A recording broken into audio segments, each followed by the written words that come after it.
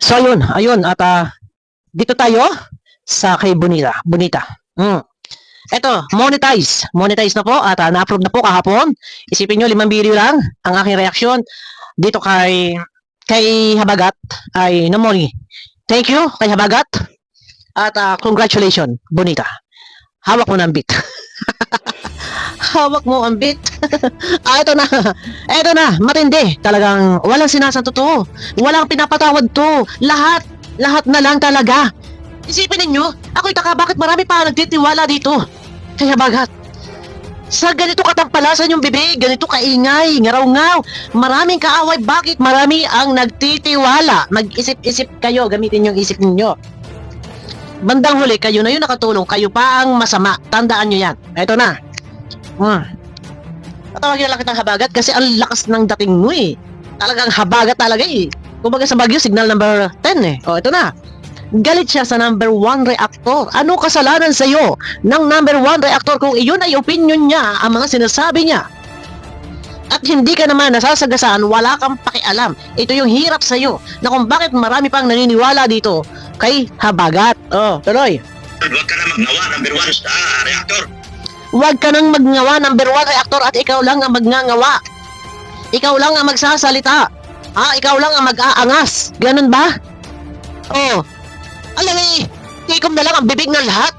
Oh, aba? Ang bihira. Wala ka mang naitulong sa kalingap. Wala ka raw naitulong sa kalingap ang number 1 reactor. Sino bang number 1 reactor? Kuya July. O wala raw naitulong sa kalingap. Isipin niyo yan. Number 1 reactor, pag bumagsak po yan, 1,000. Hindi yan nagbibigay ng 3,000 lang. Pinakamababa na po ng bigay niya 5,000. Tapos sasabihin mo walang naitulong. Alam mo yan, Doc. Alam mo yan na ang number 1 reactor na si Kuya July nagbabagsak tumutulong sa kalingap.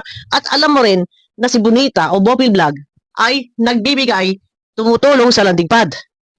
Ikaw ang walang binibigay. Sobra ka na. Ang daming naniniwala dito. Mag-isip kayo, bandang huli, masama kayo. Tingnan ninyo, si Ate Malo, tumulong at lahat. Masama pa din. Oh, di ba? Sige, sumuporta kayo. Balang araw, yung klase ng bibig nito, isipin ninyo tutulong sa simbahan. Hindi ka nahihiya. Kung si Father nanonood sa'yo, pagsapit ang hating gabi at nagpapahinga si Father nanonood sa'yo, ganyan yung lumalabas sa bibig mo. Ito real talk to, walang below the belt dito. Hindi ka nahihiya. Kalandakan mo, tutulong sa simbahan, pero ang laman ng kabuuang live mo, walang kwenta. Maya ka! Baka si Father nanonood sa'yo. Oh. Puro lang, panggugulo lang ginagawa mo sa kalingap. Puro lang na panggugulo ang ginagawa ng number 1 reactor. At ikaw, ano ang ginagawa mo? Sa pulmula. Puro din issue. Purong issue ang ginagawa mo. Buti pa si Kuya July, pag nag-reaction, neutral. At ikaw, puro issue. Sa pulmula, puro kang issue. Hindi ka na nakapag-live ng may kapupulutan ng aral. Sa tawa mo pa lang. Hindi ganyan. Kung ikaw ay kung professional kang tao, kung meron kang kahihiyang tao, formal. Formal dapat. Pero yung asal mo, wala, hindi maganda. Tapos ngayon kung makapagsalita ka, akala mo may nagawa kang kabutihan. Akala mo napakagaling mo. O tuloy. Pabira. Panggulo lang ginagawa mo sa kalingap. Baka ikaw, panggulo lang ang ginawa mo sa kalingap sa pulmula, purong issue. Sa dami mo na nakaaway kapag bago mo pa lang. Sa kalingap, sino kaaway mo? Si Kuya Miel. Si Kuya Miel. Binanatan mo, pinaringgan mo, lahat ng ibang mga kalingap partners. Na dumating ka sa kalingap. Wala, butata. Zero ka. Watch R. Sa akin ka pa humihingi ng tulong para sa Watch R. Nakakala mo yung Watch R kung saan ko lang kinukuha. Binibili yun. Nang sinabi ko sa iyo na may bayad o matalas ka na, ano ang gusto mo? Libre? Tinulungan ka na makasimula. Sinuportahan ka. Pinanawagan na ikaw ay suportahan. At katapos na lahat-lahat, ganito yung gagawin mo? Na sa lahat ng live mo, may pitik ka sa kalingap. Pati kalingap angels, gusto mo pang gawa ng kwento. Ngayon, eto, pinag-iinitan mo, number 1 reactor si Kuya July Paunil na may mas nagawa kisa sa'yo.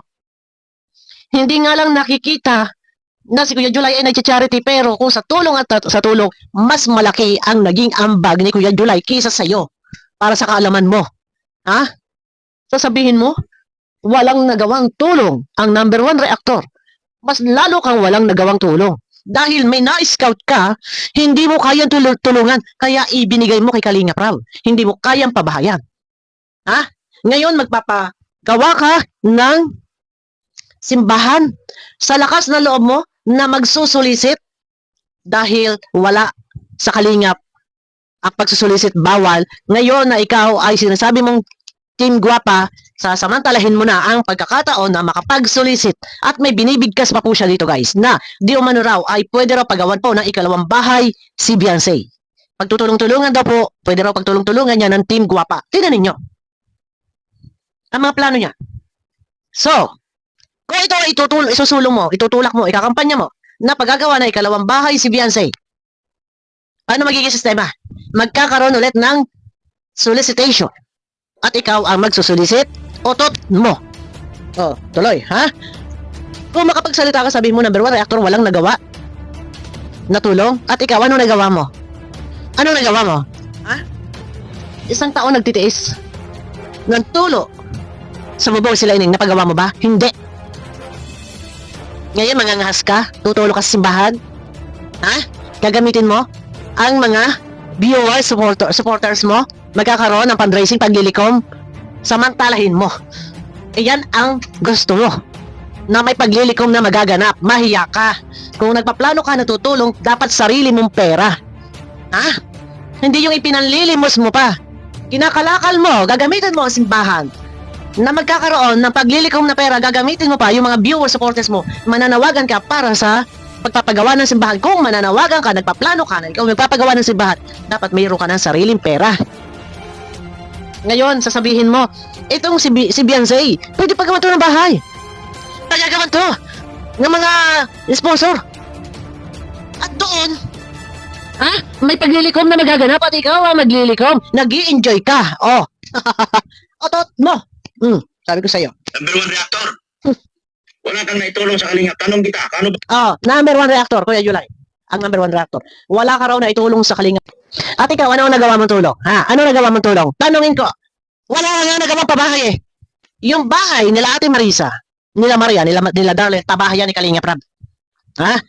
Wala ka na pagawang bahay dahil bahay mo nga, wala. Kahit ka pinalalayas ka na, nag-iiniyak ka na, at sabi mo pinagbibintangan ka na, ikaw ay magnanakaw, hindi ka pa rin makaalis-alis. At gusto mo pang arin, sasabihin mo, may karapatan ka. Bakit ka nagkaroon ng karapatan? Ha? Pambihira ka. Bakit? Ang dami naniniwala kaya dito, mag-isip-isip kayo. Pag naitulong mo sa Kalingap, pagdating sa ano, yung sirain mong lahat na nga, yung ipapahat Pambihira ka, tinan nyo, sinasabi ito sa number 1 reactor. Kay Kuya July. sa ano, yung sirain mong lahat na nga, yung ipapahid mo mga kalukuhan ng mga lamtin yan. Kalokohan. Putres. Kalokohan daw, love team yan. Kalokohan, samantalang garang-gara ka din. Bida-bida ka. Ang gusto mo pa tuloy. Balikan eh, do. Sabihan siya, suyuin. Kausapin. Iparamdam ang pagmamahal. At tuloy ang love team. Tapos ngayon, gaganyanin mo yung love team. Samantalang gusto mo may love team. Oh, tuloy mo na. Nalilihis ako guys. Nalilihis ako ha. Hindi ako nakakapokus sa sinasabi nito tungkol kay Kuya July. Pero intindihin nyo na kung naghahalo-halo ako ng salita. Hindi natin pakakahabaan to ha. At magdidiretso-diretso tayo part 2. Tuloy. Huwag mga kampagilan, tahimik buhay ko dito eh. Ikaw ang nakikialam. Ikaw ang walang tigil. Ha? Sa lahat ng live mo, puro ka patsusada. Ikaw ang itigil-tigil mo ang bibig mo. Titigil ka siguro kung stroke ka na. Kung stroke ka na. O tuloy. Hindi ako nakikialam dyan sa kabilang lamtin. Otot mo! Anong hindi ka nakikialam? Samantalang sinabi mo na hindi dapat purihin si Carla dahil yan ay may masama, may lihim, sasabog. Otot mo! Ha? Ang galing mo! Kahit kailan, tampalasan ng bibig mo, kahit kailan. Mahiya ka! Sa ano mo. Ha? Hindi mo naiisip? Di pupunta-punta ka ng simbahan? Kakain ka ng ostia? Ano ba talaga? Magpapagawa, tutulong sa simbahan? Tapos, malilimos ka pa, maglilikom ka pa ng pera? Ha? Hindi ka nahiya na nag-live ka, gabi-gabi, baka nanood si Father, ganyan ang bunganga mo. Oh, di ba? Oh. Sumagot lang ako dahil malagtanong. Sumagot dahil may nagtanong pero hindi dapat gano'n nasasabihin mo. Nasasabihin mo, check yan. Pag sumabog yan. Kang daw gaga. Sasabihin mo pa, baka lalabas, baka gago. Ano, sino sinisira mo? Hindi lang si Carla, pati Kalingap. Masyado ka na, madada ang bunganga mo kahit kailan. Kalalaki mong tao. Tampalasan ng bibig mo, mahihiya ka. Hindi ka nahiya niya, sa bagay sanay ka na. Iyan talaga yung buhay mo, iyan talaga yung pagkatao mo, ganyan ka. Ha? O, tuloy. Pero ang totoo, hawak ko ang bit. Ay, ano? Hawak mo ang bit. O, sige, di kung hawak mo ang bit, sige, go. O, maganda nga, magsalita ka. Magsalita ka. Sige. O, dito pa lang sa sinasabi mo ito. Ano tawag dito? O, tinan nyo. Kung gusto nyo. O, di ba? Ha? Hawak daw niya ang ebidensya kung gusto nyo. O, di ba? O, ano tawag sa ginagawa mo? Mahiya ka. Mahiya ka o talagang wala ka ng kahihiyan. Ha? Di ba? O, tapos sabi ni Andy ito. Wala, Sabi ni Fred, so ito, wala ka ng kahihiyan. O, tama daw ako. tamain mo ang mukha mo. Magbago ka? Matanda ka na? Hindi ka nahiya sa pinagagagawa mo, maging professional ka naman. Kasi lumalabas dito, hindi ka karespeto, babastusin ka talaga. Ha? Durog na durog ka sa basher eh. Sa Kalinga, sa lahat ng viewers ng Kalinga na nakasubscribe dito, i-unsub nyo to. Hindi niya deserve na yan, ay i-subscribe nyo. O, puntahan nyo yung channel at i-search nyo, Dr. Love, i-unsub nyo. O, Ha? di ba? Kung ako masusunod, kung pakikialaman yung kabilang natin, hawak ko ang bit. Hawakin mo ang bit mo, ang bayag mo, otot mo. Wala ka ng kahihiyan kahit kailan. Oh, nalihis na eh. Ang topic niya dito, si Kuya July. Oh, tuloy. Ha? Yung reactor, ibabanat ka. Ito. Ha? Ano ka nagtatanong dito? Tapos ikaw number 1 reactor, ibabanat ka. Oh, tinan niyo. Kaya mo bang pigilan pag lumabas na yung ulos ng buhay? Windang ka rin. Alam niyo, sa totoo lang, ito, nakikita niyo, hanggang, ang tapang niya, andito lang sa kalangala. Sa bibig lang. Ang tapang niya, hanggang dito lang sa kalangala. Yung butak ng bunganga niya, na balakatak, hanggang doon lang yan. Hanggang sa bibig lang to. Sa totoo lang. Oh, di ba? Takot nga mag-name drop yan eh. Oh, di ba? Kung mag-apang ka, bakit hindi mo i-name drop? Yun tinatawag mo na number 1 reactor. Oh, di ba? Wala. Duwag ka. Panis ka. Oh, di ba? Oh. Wala ka namang naitulong sa kalingap. Banat ka pa ng banat. Tanungin kita, anong naitulong mo sa kalingap? Oh, di ba? Wala na raw na itulong, banat pa ng banat, ano raw na itulong ng number 1 reactor. Hindi kailangan yan tanungin dahil alam mo yan pag naglapag nangunguna July Paunil. Nangunguna sa listahan. Hindi lang sa listahan ng landing pad. Noon pa man, bago pa ang landing pad, may kuos. Ha? Nakakapagpabahay sila. Ha? Kaya umayos ka. Ikaw ang walang nagawang tulong. For your info. Ikaw ang walang nagawang tulong. Wala ka pa sa kalingap. Ha? Baka kung susumahin lahat ng naitulong ni Kuya July, simula noon, Team Kuos, kaya makapagpabahay kahit sarili mo'y mapabahayan, kayang-kaya. Kaya huwag ka, ikaw ang walang naibigay. Ha? Ipaparto ko to. Ha? Ipaparto ko to. Nasaan na? Ito, ikakat ko muna to, ha? O, ayan, alisin ko itong nauna. Ikaw ang walang nagawang tulong, ha? Kaya kung magsasalita ka, aayusin mo. Wala ka pa sa kalingap, ha?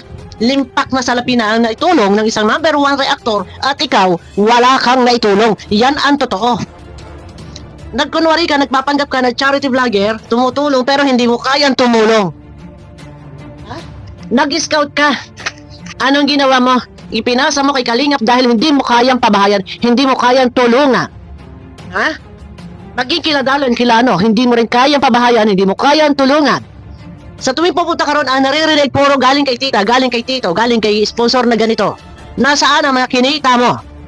Sa kabablog mo? Sa pamilya ni Marisa? Ha? Nasaan? Part 2 tayo guys. Samahan nyo ako next video. Ito, nakapart 2 tayo. Tuloy natin to. Yung sinasabi niya na wala raw naitulong ang number 1 reactor. Baka ikaw ang walang naitulong. Wala kang nagawang tulong. Para sa kalaman ng lahat, siya po ang walang nagawang tulong. Wala ka pa sa kalingap. Wala kang alam. Part 2 tayo guys. Samahan nyo.